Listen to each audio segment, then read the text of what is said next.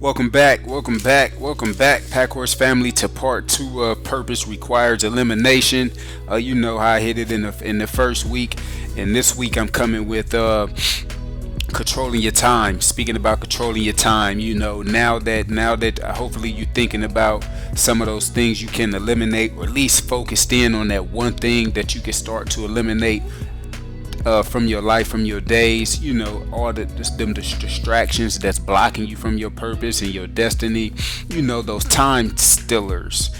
Now that you charged them with theft, you gave them a citation and sent them on their way. Now what? And when I say charged with theft, man, that's what you do to somebody to steal, right? And these distractions that's stealing your time, you gotta charge them with theft, man. You gotta call them like it is and give them a citation. You ain't gonna take their whole freedom from them, but you go send them elsewhere. You know what I'm saying?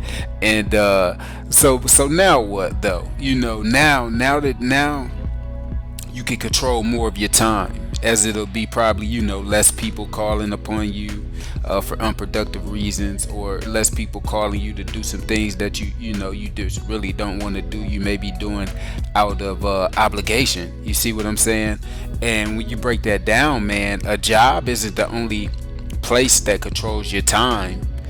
So does your personal activities and what you involve yourself in, and what you do with your time will reflect what your life look like sometimes. You know what I'm saying? So now is that perfect time to start meditating with that free time you got.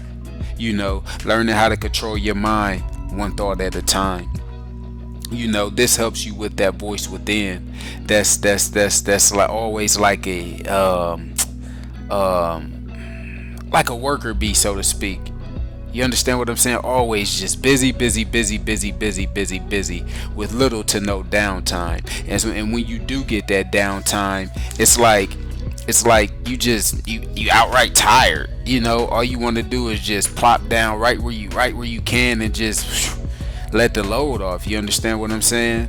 So try to help that voice, speak your future into existence, man. Like, let's start focusing on this part of it when you controlling your time, right? Speaking your future into existence, learning the power of manifestation, even if it's to the littlest of things, y'all. I promise you, if you start to do this, you go start to see things happen.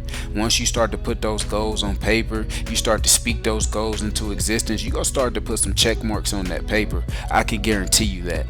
You understand what I can guarantee you? As long as you working after it, as long as you going after it, you know what I'm saying? And then too, with controlling your time, it's like limiting your resources of information. You understand what I'm saying? I'm not saying don't stay informed. I'm just saying be mindful of what you feed your mindset, as it shapes the way you see the world around you, y'all. And in these videos, I'm not really saying nothing that I haven't said before. You understand what I'm saying? I'm saying all this to like reinforcement, just to hone in specifically right now on the purpose side and the things you can do to get you closer to your purpose. And it all requires elimination of one thing at a time. You understand what I'm saying? I'm not asking you to go and eliminate everything at one time. You know what I'm saying? That'd be very, very hard, and that'd be very, very intimidating, because a lot of us, we used to routine. We used to doing what we do every single day, and that's a part of us, and I'm not saying that's wrong, but I'm saying like you might need to just shake it up just a tad bit, to get you closer and closer to that purpose, excuse me. So start to pay attention to the smallest of signs too, man. For example, you seeing the same numbers on the clock. The same events may be happening in your life over and over and over and over again. You keep learning the same things or hearing the same message from different people. You understand what I'm saying? And you hearing it at like different times, maybe throughout the week, but you hearing the same message. Start to pay attention to that and go back and like see what that message was and see what it's speaking to your life, man. Because a lot of times it's like dead on. It's kind of like if you get into horoscopes, right? I used to look at them often. I don't look at them much now. I don't, but I used to, man. And it's like every time I looked at them horoscopes, they'd almost be like dang near accurate. You understand what I'm saying? So it's kind of like that when you hearing the same message, you seeing the same things, like you keep randomly running into the same person. You understand what I'm saying?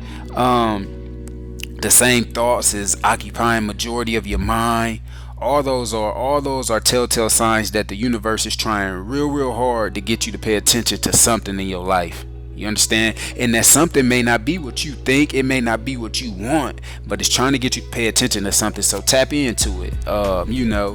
And then man, and then once you start to connect all them dots and link all those chains together, things go start to change for you, one day at a time, right? One step at a time. What I be talking about, what I be preaching.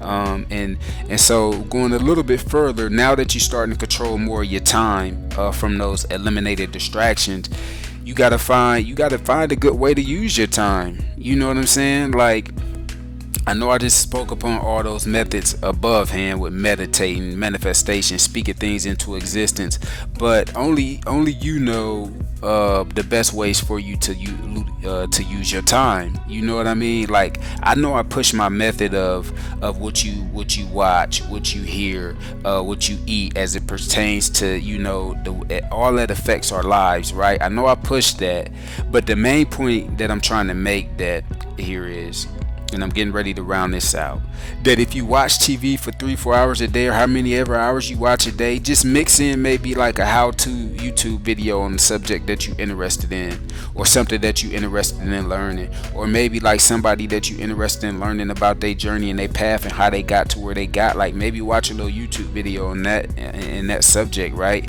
If you're not used to reading a book, maybe pick up a book and read for 3 to 5 minutes at a time. You understand what I'm saying? I understand that if you're not used to reading, to go and pick up a big old chapter book, that's intimidating, and most people go put it down relatively quick. But if you can keep it in your hands for, even on the low side, at 3 to 5 minutes at a time, and you do that for a couple days a week, and you start to do that all the time, like, before you know it, out of habit, you'll be picking up that book and just start to read it, right? Because they say only take 30 days to make a new habit. I don't know where they got the numbers from, but hey, you never know. Maybe you could try listening to a song from a different genre, like one time a day. You might find you a new style, a new method of music that you like. And what all these things does is expose you to new things, expose you to new ways of thinking. You understand what I'm saying? It's just that exposure, and when you limit, and when you exposing yourself to more, you learn more. You learn more about yourself. You learn more about your environment. You may learn that you got more in common with this than you thought. You understand what I'm saying? And all the while, it's helping you train your mind, because to see the good in everything, that we have to train our minds, and that could be difficult. You know what I'm saying? But all this does is help you train your mind to that new you that you're trying to become, while you're trying to search and find that purpose, or rediscover your purpose. You know what I'm saying?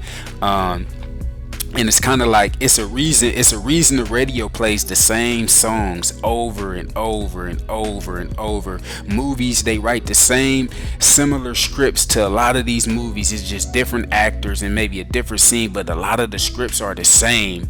You know what I mean? It's like you see a movie that has similarities to something you've seen before. You know what I'm saying? And every now and then a groundbreaking movie come that just awes you. You know what I'm saying? But for the most part, man, a lot of this stuff is rinsed, repeated, and recycled. And that's how you got to look at your life when it pertains to your purpose. And you got to realize that every day it's not going to be fun, even when you living in your purpose. Every day's not going to be just, oh, I'm jumping through the roof. And no, sometimes it's going to feel like work.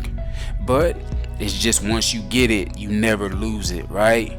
It's like that's why you can hear a song a few times and not like it. But over time, it wears your ears out, and now guess what? You like it because you done heard it so many times that it grew on you.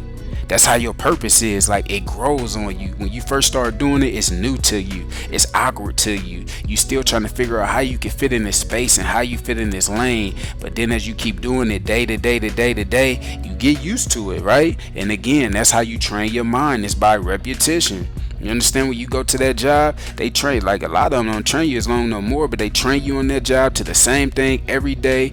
And it's like, when you timid in there, you don't know what's happening, you listening to everybody can tell you something, and then when you start to learn your job a little bit, buddy, can't nobody tell you nothing. Get out of my way, I know what I'm doing. Y'all know what I'm talking about, right? That's the same way for your purpose. And then retraining your mind. You gotta view it.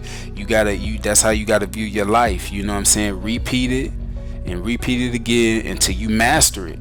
Until you master that thing. And then once you train your mind to act a certain way, if you feeling the opposite when a lot of the lights, start to turn on, like Motel 6, your gifts, your purpose will always have a bright light on them. You know what I'm saying? Just like the Motel 6, they slogan. I know you probably lost me, but the Motel 6 slogan, they used to always say on them commercials, like, we'll always leave the lights on for you or something like that. You understand what I'm saying? So, man, your gifts, your purpose will always have a bright light on them. Only hoping that you will allow them to bring the light into our living space. And when I say our living space, because your purpose is for the rest of us out here. You understand what I'm saying? We need you in the world to benefit from you finding and excelling in your purpose. And you never know where it might lead you. It might change your life. You understand what I'm saying, y'all? But that was I'd like to thank y'all for joining me on this part 2 of this series of Purpose Requires Elimination. I told you I was going to be focusing in on that, and I really meant that. So I hope this can touch some people out there. I hope this can have some people thinking, gearing toward, man, finding this purpose is really possible. Like, I once thought it wasn't there. I once thought, like, man, where is this thing? But it just takes time, y'all. And time is of the essence. We just got to utilize it the best we can. So, as always, until the next one, peace, success, and prosperity.